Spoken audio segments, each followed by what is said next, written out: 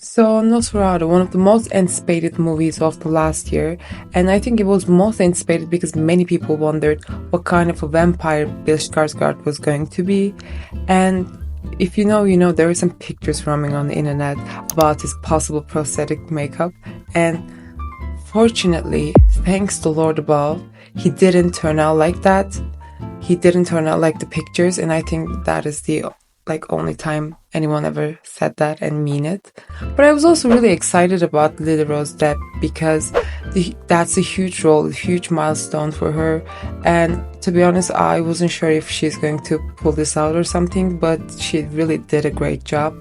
So it is safe to say that Nosferatu 2024 was a great movie. And as I said, Nosferatu was a good movie. It was a good watch.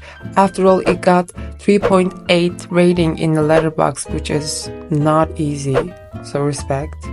Cinematography, it was really good, but it was sort of a hard watch. By hard watch, I mean it was weird. It was sort of weird. If you're like me and you just cannot get yourself to watch a movie with a serious face of serious tone, you're gonna laugh a lot. I give you that. You're going to laugh. A lot. I'll give you that. I am not a movie critic, but I'm a certified hater. But not when it comes to life, of course, not overall, but when it comes to movies, I'm a certified hater. I love to hate. Hi, I'm Jamie. Welcome to this channel. I hate movies. I love movies. I just love to hate. Also, I took an American cinema class back in university, which I passed with A, so I know some things. Not everything, but some things. Anyway, the movie. Alright, buckle up, because Nosferatu is like that one god friend who takes themselves way too seriously, but it's also kind of iconic for it. Imagine the movie so drenched in atmosphere that even the folk looks like it needs therapy. Yeah. The movie actually starred my girl Ellen praying for someone who can erase her loneliness, and her prayers are met, bitch. Her prayers are met, and that's how she actually make the first encounter with Count Orlok, aka the vampire. Is he just going to come from the first scene? Oh, he is coming. And the scene cuts to a shot of the town, and we open a moody, dreary, folk-drenched landscape that basically screams, hey, just a heads up, things are about to go terribly wrong. The kind of scene where even the birds are like, nah, we're out. So we got this guy, Thomas Hutter, played by Nicholas Hoult, who somehow keeps getting sent to questionable vampire situations over and over again. Seriously, first Rainfield, now this? He's a real estate agent, which in horror movies is basically a death wish, and he's like, hey, let's go sell a house to this mysterious Count Orlok, who definitely doesn't look like he survived of iron supplements and stolen souls. You know? My type. Thomas is sent there by his boss, Hernak, who is ultimately evil and just trying to help a count get his girl, you know? He also been deceived by Count Orlok. You do not want to be a real estate agent in the 19th century. I'm telling you that. Before Thomas goes to Count Orlok's home, castle, palace, tomb, I honestly don't know. Ellen and him decide to stay at Frederick's home. Alright, let's talk about Frederick, because every gothic horror needs that one family who gets swept out into a nightmare just by existing in the wrong place at the wrong time. Frederick, the man, the myth, the poor guy who should have moved towns, and his family are just regular townspeople, so Thomas and Ellen, being the part of the same community, have probably known them for years. Right away we got Ellen standing by the sea looking all haunted and shit. She's staring out the waves like she's listening to ghost whispers, or maybe just contemplating her entire existence. Her long dress flows dramatically in the wind because, of course it does. This is a gothic horror. Ellen's whole vibe is that she knows something terrible is coming. She doesn't know what, but she felt it in her bones. And instead of, I don't know, shaking it off and going about her day, she just leans into doom like, yes, let me marinate in this foreboding atmosphere. Meanwhile, the closer Thomas gets to Orlok's castle, the weirder things get. The locals are like, dude, don't go there, that's where nightmares live. And I don't know why townspeople are suddenly Australian, it's just, I don't have an accent. English is not my mother tongue, okay? Do not judge me. But Thomas, fueled by capitalist ambition and zero self-preservation instinct, is like, I'll be fine. Spoiler, it won't be fine. When he finally arrives, we met the star of the show, Count Orlok. This dude looks like a Renaissance painting out of pure menace. He's tall, skeletal, and bald with longest fingernails you've ever seen. Like, sir, have you considered a nail file? Orlok, who played by Bill Skarsgård, aka the human embodiment of why do I feel attracted to this, is basically what happens when you leave a Victorian-era god alone in a castle for too long.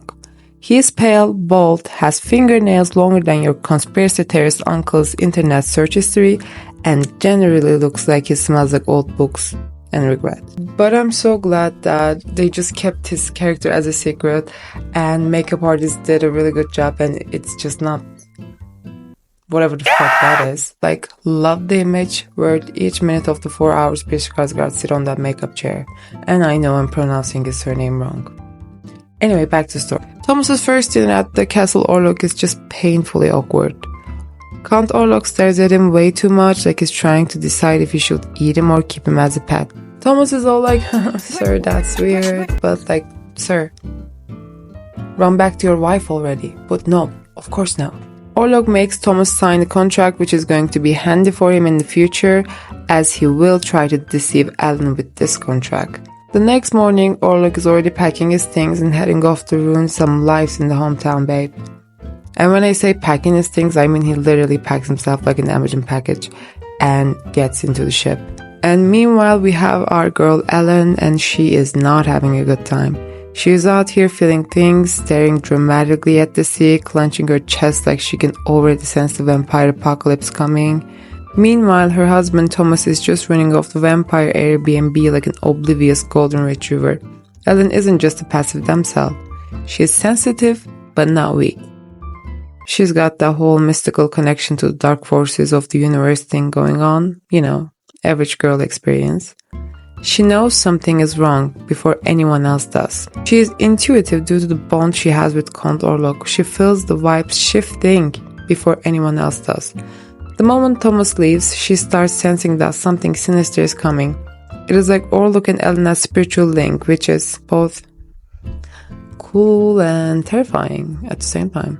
She's got that Victorian-era girl who reads poetry by candlelight energy, always lost in thought, always brooding. She would absolutely thrive in a Lana Del Rey music video.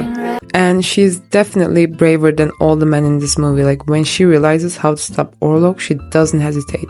She literally volunteers to sacrifice herself because she understands that no one else is going to fix this mess. Ellen is basically the anti-Orlok. He represents that decay and eternal hunger, while she represents sacrifice, purity, and the kind of love that burns itself out to save others. It's a poetic contrast. The gothic horror equivalent of unstoppable force meets immovable object. Orlok, as a vampire, is known for his ability to influence people, to mentally and spiritually controls them. Ellen seems to be under his influence, especially when she prays for someone to come and erase her loneliness. Orlok answers that call, but in a twisted way. His arrival in the town is linked to Ellen's fate, as if she has been chosen to bring about his demise, but at the cost of her own life. She doesn't fight him with the weapons of brute force. She fights him by playing into his obsession with her. She seduces him, but in the most tragic, doomed way possible. And my guy, Orlok, just falls for it hard. He gets so caught up in the bloodlust that he doesn't even notice the sun coming up, and that's how she wins and loses at the same time. Ellen figures out the vampire lore and determines that the only way to stop Orlok is for a pure-hearted woman to distract him until the sun rises. While all of this happens, Ellen encounters Orlok, reminding her the vibe, the bound, the freak day match, and she's going to have 3 days before coming to him voluntarily, or else. While Ellen makes her own plan, the boys has a plan on their own as to find Orlok and fight against this evil force. And on the 3rd day, Ellen's like, fine, I guess I'll do it.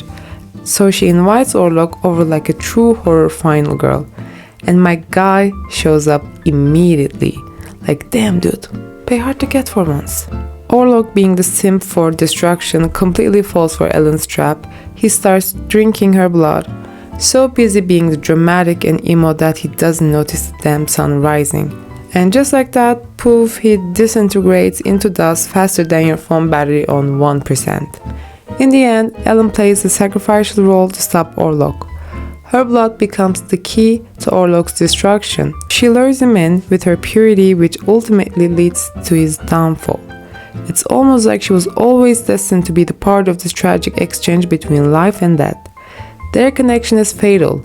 Ellen's death is the only way to stop Orlok, and she willingly accepts her fate, knowing that her sacrifice will save her loved ones. On a more emotional level, Ellen's loneliness seems to be resonate with Orlok's own cursed existence. He is a creature who is isolated and trapped in his own monstrous existence. And Ellen, though living among others, also feel a deep solitude. In this sense, they're both lone figures, connected by their shared sense of despair, which deepens the tragedy of their bond. Ellen unfortunately doesn't survive because poetic horror movies love to be extra. Tom is devastated, but at this point, it's like, bro, this is partially your fault. So on final thoughts, what did we learn? If creepy villagers say, don't go to the castle, maybe don't go to the damn castle. If a vampire stares at you for too long, pack your bags. If a Victorian woman stares acting mysterious, listen to her, and most importantly, never trust the bald dude with a long nail. On final verdict, did Nosferatu scare me? No. Did it make me question why I find Bill Skarsgård attractive? Yes. And would I recommend it? Absolutely. So listen guys, take everything I said with a grain of salt because that was absolutely a good movie. So congratulations Robert Eggers from a random girl on internet.